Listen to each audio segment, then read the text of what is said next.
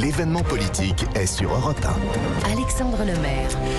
Voilà, vous avez pu suivre en direct sur Europe 1 ce meeting de Marine Le Pen à Avignon. On va revenir ensemble sur les moments marquants de son discours. Je rappelle d'abord que de la même façon, vous pourrez suivre sur Europe 1 le meeting et le discours d'Emmanuel Macron à Marseille. Nous le diffuserons également en direct. Ce sera ce samedi à 14h30 à Marseille. Ce soir, premier meeting, donc premier grand discours d'entre-deux tours pour Marine Le Pen, candidate du Rassemblement national. Autour de moi, Gilles Montré, essayiste, ancien conseiller diplomatique, Bruno Jeudi de Paris Match, Alexandre Devecchio du Figaro et Amine El Khatmi qui nous rejoint à l'instant, président du Printemps républicain. Bonsoir messieurs. Votre sentiment général d'abord après ce discours que vous avez chronométré, Bruno Jeudi, 47 minutes exactement. Votre sentiment, Bruno Jeudi?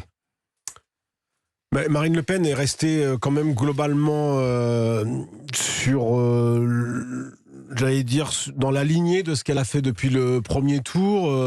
Elle a fait un discours qui était, je trouve, dans sa deuxième partie, qui était quand même très centré sur la critique du bilan d'Emmanuel Macron, revenant sur différents aspects de ce qui s'était passé pendant ce mandat. Elle a aussi s'en est beaucoup pris aussi aux attaques dont elle a fait l'objet ces derniers jours de la part du candidat, mais aussi de ses ministres. Elle a ciblé, sans citer son nom, Gérald Darmanin, notamment avec cette phrase les pauvres risquent de mourir. Les pauvres risquent de mourir.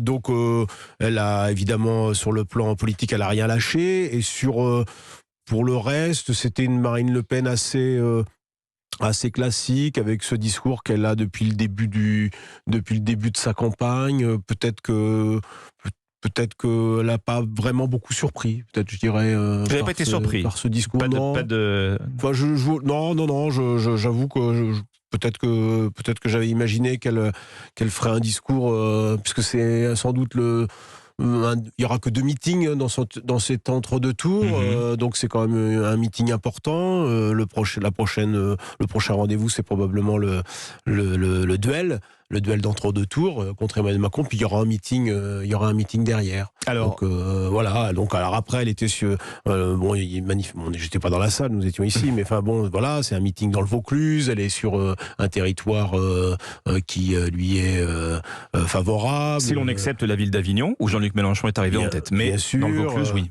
Voilà, avec 4000 ou 5000 militants. Voilà, elle a fait le job du point de vue meeting. Pas de surprise pour Bruno Jeudi, mais effectivement des pics qui n'auront pas tardé contre Emmanuel Macron. Alexandre Devecchio, un discours offensif. Oui, mais moi je trouve qu'elle essaye de gommer, et c'est là où elle est dans la continuité du premier tour, un maximum ses aspérités. Elle n'était pas forcément dans la brutalité à l'égard d'Emmanuel Macron. Elle a déroulé une vision et s'est posée comme l'antithèse d'Emmanuel Macron, qu'elle a présenté effectivement comme le président de la mondialisation, du libre-échange, un président peu social, un peu arrogant et déconnectée des Français. Elle s'est présentée comme la candidate à la fois de la nation, de la protection, la protectrice. Ça revient beaucoup dans son discours. C'est revenu beaucoup. Et puis du bloc populaire, quoi. Elle s'affirme comme la candidate du peuple face à Emmanuel Macron, qu'elle présente à tort ou à raison comme le candidat des élites. Et il y a un thème aussi qu'elle a développé, qu'elle avait peut-être moins développé avant, mais qui est à mon avis très important, c'est celui de la démocratie. Je pense que les classes populaires justement souffrent de 3 dépossessions. Dépossession culturelle, elles voient leur environnement changer, elles se sentent en insécurité physique, culturelle. Dépossession économique, elles y répondent depuis un moment, le pouvoir d'achat.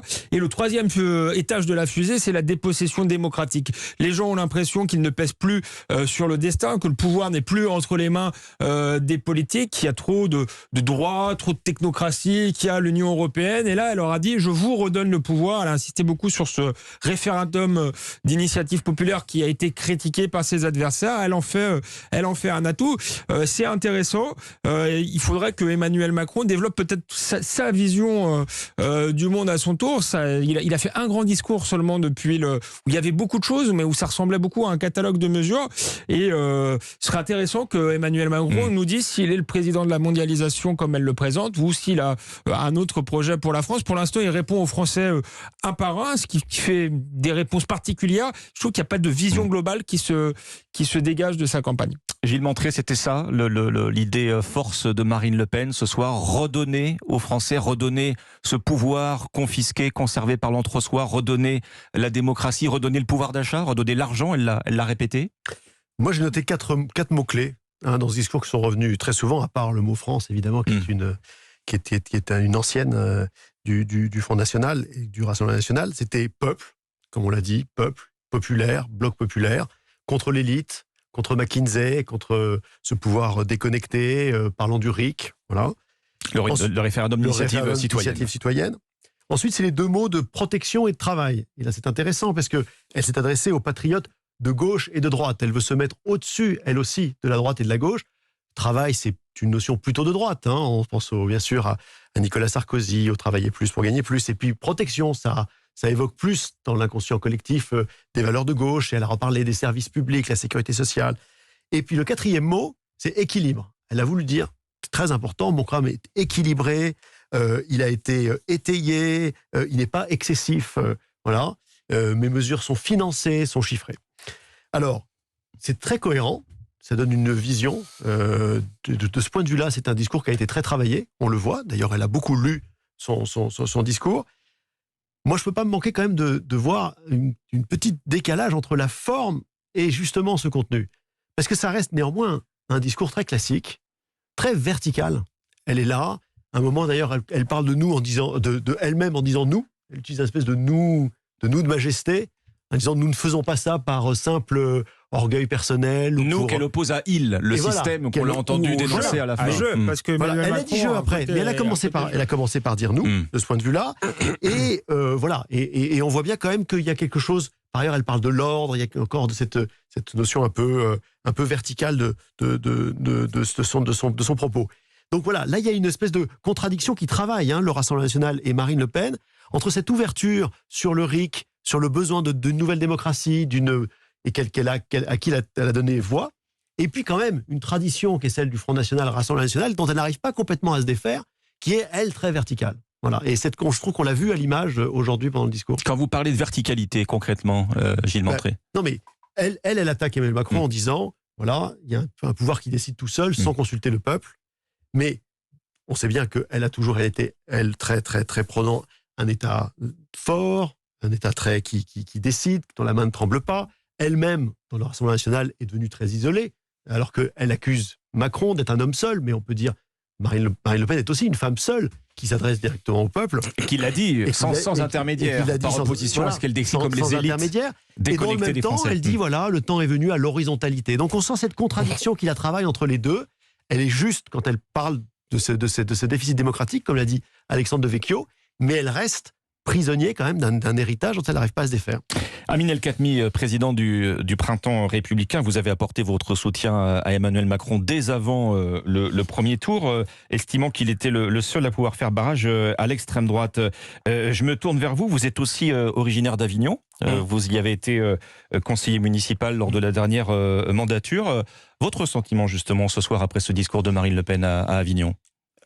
D'abord que le score de Mélenchon en fait ne reflète pas la réalité politique de ce territoire, qui est un territoire qui est ancré depuis longtemps historiquement dans cette famille politique. Il faut se souvenir que c'est dans cette région-là que le Front National en 1995 décroche ses premières municipalités, Orange, Vitrolles, avec la famille Bompard et les Maigret à Vitrolles et à Marignane. Marion Maréchal Le Pen est élue députée dans une circonscription voisine, celle de Carpentras, et il y a des scores qui sont des scores très impressionnants depuis longtemps. Donc, il apparaît pas complètement absurde qu'elle aille dans cette région-là. Après, c'est vrai que ce qui était dit sur la verticalité, une manière de gouverner d'Emmanuel Macron qui serait autoritaire, brutale, qui serait celle d'un homme seul. Enfin, c'est juste à hurler de rire quand on connaît le fonctionnement interne du Front National, qui est en réalité une entreprise familiale, où les moindres voix dissidentes sont... et je ne parle pas de ceux qui ont rejoint Zemmour, évidemment, si vous soutenez un autre candidat que celui de votre famille politique, vous êtes exclu. Mais il y a quand même un fonctionnement interne dans ce parti qui n'est quand même pas l'exemple même ou l'incarnation même de ce qu'est une vie démocratique interne complètement dans les standards tels qu'on les imagine. Et par ailleurs, lorsqu'elle parle de la liberté de la presse et lorsqu'elle se pose en garante finalement de la défense de la liberté de la presse, alors qu'elle dit ça 2 jours après une conférence de presse où précisément elle a contesté le droit à des journalistes, en l'occurrence de quotidien, de pouvoir rentrer. Ils n'ont pas leur carte de presse. Hein. Oui, non, mais